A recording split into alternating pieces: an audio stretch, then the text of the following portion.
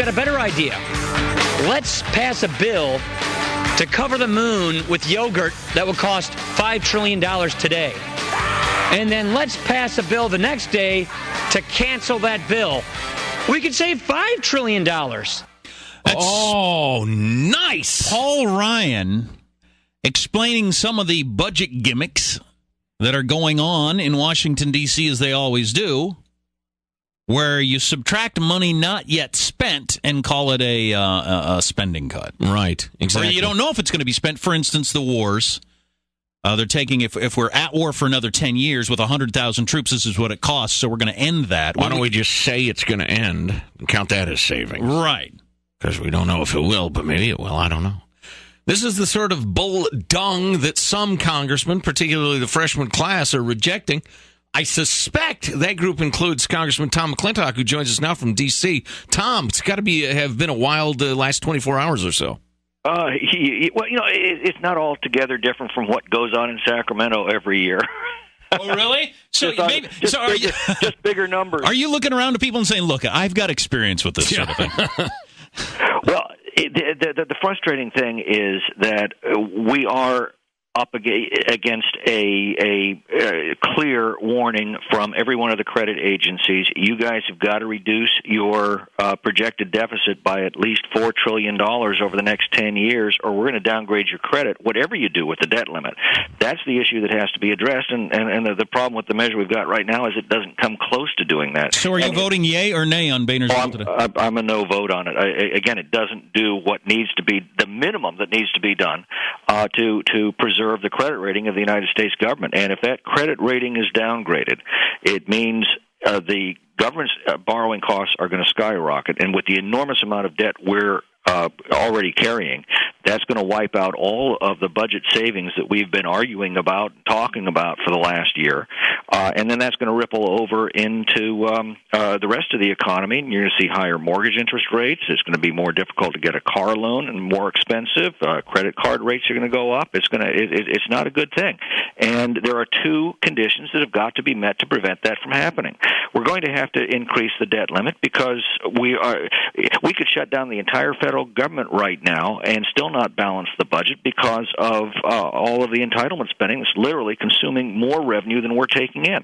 And the other thing that we've got to do is reduce our projected deficit by $4 trillion. This one, at best, if everything works perfectly, which it won't, is only about $2.5 trillion over the next 10 years. And as far as the next year goes, and this is the point I think that one of the points that Paul Ryan was making. These are projections over 10 years. The really important thing is, what are you doing in the current budget? What are you doing on your current year's spending? This bill, after a 28% increase in spending over the last 3 years, cuts the federal budget by all of 2/3 of 1%. Right. God, that is just ridiculous. So, as the crisis looms, is your attitude at this point, look, we're going to get as much as we can, but we got to raise the debt ceiling? Well, and then we'll just keep fighting and fighting? No, well, I mean, yes, I would prefer that, but at the moment, I'm willing to settle for the absolute minimum that the credit rating agencies say is necessary to preserve the full faith and credit of the United States government. Which is a $4 trillion deal. Yeah. But that's not on the table anywhere. Well, yes, it is. As a matter of fact, the House passed just such a bill. They cut cap and balance bill 2 weeks ago. It was killed by the Senate. The Ryan budget, which became the House budget, does that. It was also killed over in the Senate. My advice to the Speaker is we need to keep sending legislation over there that actually does the job. At some point, the American people are going to say, Senate, you've got to do something too. If you don't like the House plans, amend one to your liking and set it back. That then sets in motion a conference committee which is specifically designed to end stalemates like this one. Just real briefly, I think Harry Reid and company have done a pretty good job of Brandon Yall is the problem. Well, and granted, the media is predisposed to buying that argument, but... That's because we have been passing legislation out of the House, and they have been holding press conferences.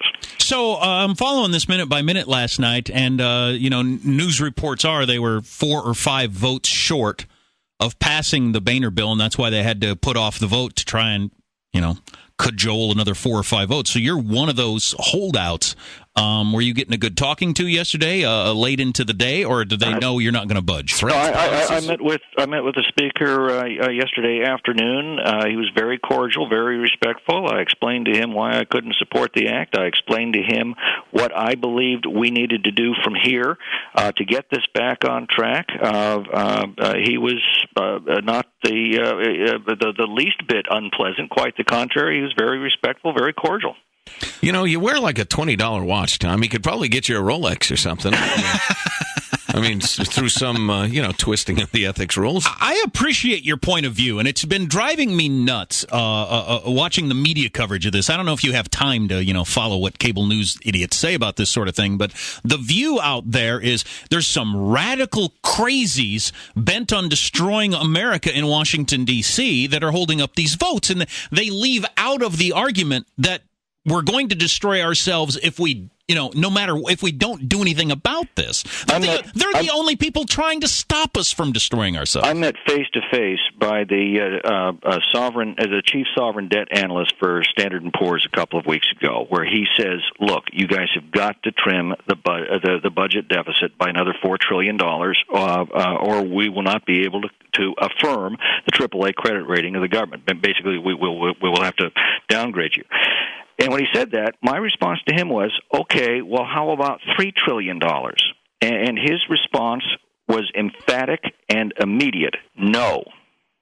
So this one's less than $2.5 trillion. So the two bills that most people are talking about, or most of the pundits are talking about it, are the Boehner plan and the Reed plan, and neither one of those come close to that. Correct. The one that does is the cut, cap, and balance plan. That was sent out of the House 2 weeks ago and killed in the Senate. And by the way, that is hardly a radical plan. The first-year cuts in that measure amount to about 3% of the total federal budget. Which has grown by 28% in the last, how many years? 3 years. Good Lord. Oh, my God. Tom McClintock's on the line, congressman from the 4th District, California. Hey, Tom, listen, we're not carrying the water for anybody particularly. I just want to know, what the heck are the people who propose the $2.5 trillion thinking, knowing what you just said about Standard & Poor's, and I'm sure Moody's is in a similar mood, that it's got to be $4 trillion. It's got to be. Then how can they propose 2.5 and say, okay, are they thinking? Half of which is phony war stuff. Right. Are they thinking we'll get more next year or what? I think the basic problem is the same mistake that I saw Republican leaders make, and that is assuming that they had to. The responsibility was theirs was to craft a bill that the Democrats would like, and in the case of the House, I think that John Boehner has taken it upon himself to assume responsibility over what the Senate does and over the White House does, and to craft a bill to their liking. That's not the way this process is supposed to work. The two houses are supposed to work independently. The House needs to pass legislation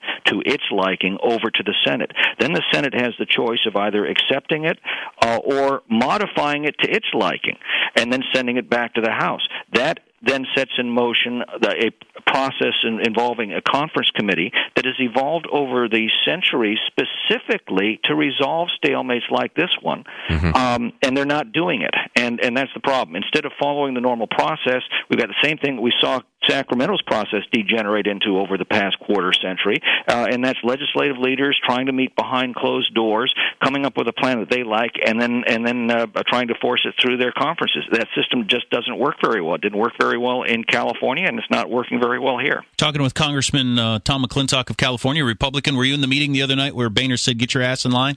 Oh, yeah. And you didn't get your ass in line?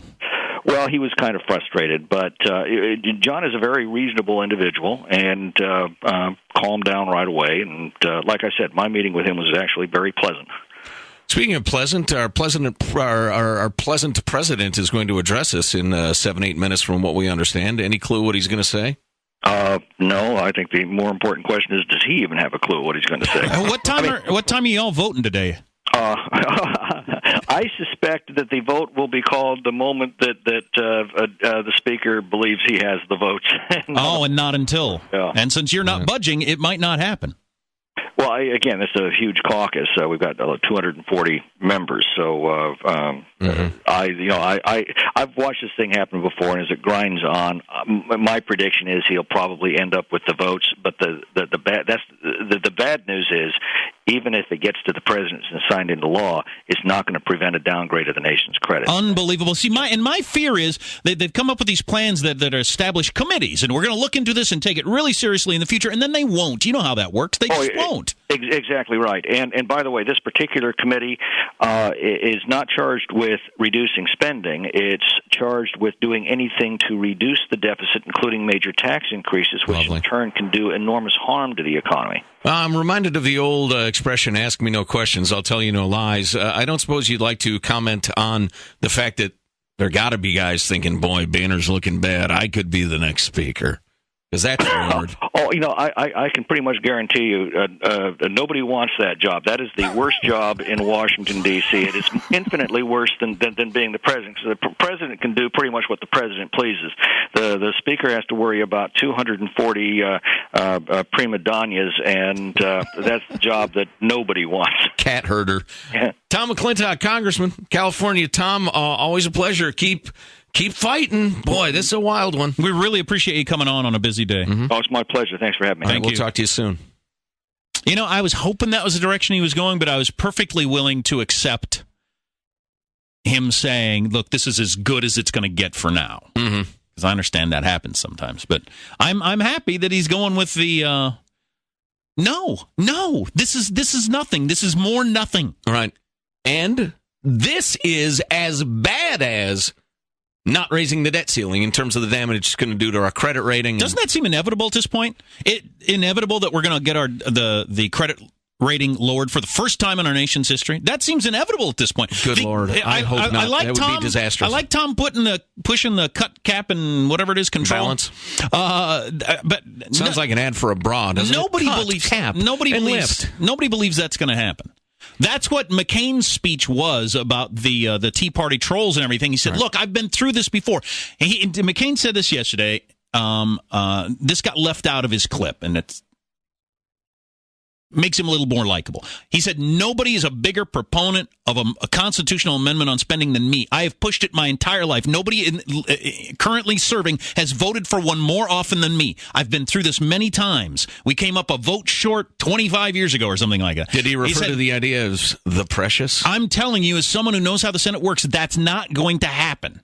Okay. Under the current configuration of our politics. It just is not going to happen. That's what his speech was.